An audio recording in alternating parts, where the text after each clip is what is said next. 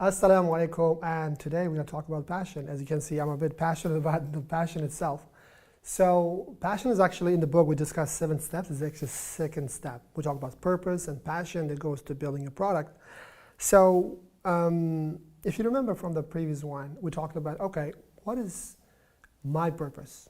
How am I going to serve Allah subhanahu wa ta'ala? What is my journey? And that's a great question. You see, I looked around and to look for and find what is the best way to represent that. And I think the best way to represent that is a Japanese term called ikigai. And this is something we're going to put up the form. You can look at it. The ikigai means reason for being.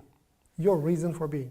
One of the things I like about it is that it encompasses all 4 elements, which I'm going to go into detail.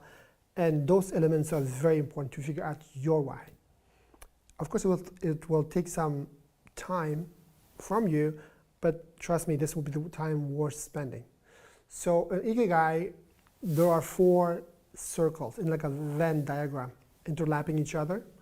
And the first one starts with, what are the things you love doing, right? And that's something you have to go back and analyze and be mindful of your things, because there are things we do, we like. There are things we do not necessarily like, but we have to do it anyway. That's life. So I want you to do at this point is write down just be mindful of this for the next 2-3 days. Write down the things you really love doing. How do you know things you love doing? That's another. Here comes another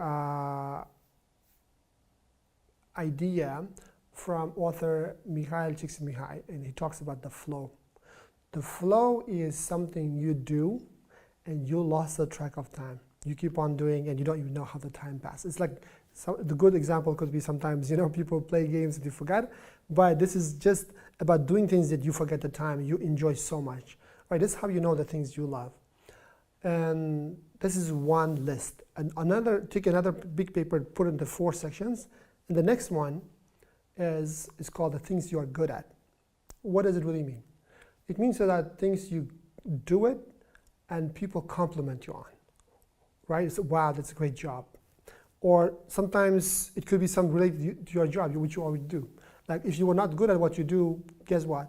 Company wouldn't hire you. So that's usually control profession. You have to listen things you are really good at. For some people, with the numbers, accounting. For some people, it's teaching. For some people, it's drawing. For some people, it's something else, right? And the third category is, what are the things that are really, really helpful that benefits people? What I mean by that, imagine this is a really good criteria if you think about it. For example, you say, oh, I love lying on the beach. You may love it, you don't know how the time passes. You may be good at it as well. You may be lie there hours. So the third question is a good criteria to figure out, does it really help people or does it only help you? Right? Are you selfish or are you going to help? Like you see, if the lying on the beach is not going to help anybody except you. So that's why that doesn't work. That's why what you want to ask is that you will look at the things you do, you're going to filter this. Which of the things I like actually benefits people, right? You want to figure out. And probably you want to take this list and put here, and the third one, okay, you may love 5 things, you're good at another 5 things. Out of these things, which are the things that actually benefit people? How do you know? Those are usually help other people, to serve other people, right? And that's what I want you to write down. Number 4 is, how can you get paid by doing that? And that's another great filter. Why? Because the whole purpose of the book and the whole journey is that we want to figure out the things you love, things you're good at, and we want to make sure that's beneficial to people, and also you can make a living out of this. It's very important. Why? Because that if you do check all of those, you'll be doing things your reason for being. And this is the thing you keep on more doing, even though, like as entrepreneurs, we know that doing any business is not easy. But if you do things you love, it becomes, remember the why, and that becomes bearable. You can go further than anybody else. But if you go on doing that, eventually you will be successful. And you also enjoy it. Right? And we want to make sure, though, you can make money out of that. Why? Because again, the car analogy, you're going on a journey, money is like a gas, right? Without gas, only so much you can go, and then it stops. So if you can tie all of this, things you love, things you're good at, and things that are beneficial to people, right? And then make sure you have enough money, you can continue on the journey.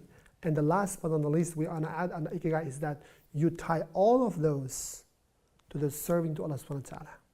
And that, my friend, becomes your purpose. Will be called your Ikigai. So those are your 4 questions. You're going to go, write down what the things you're good at, things you love, and filter those things that are beneficial to people, and also filter those things you can actually get paid.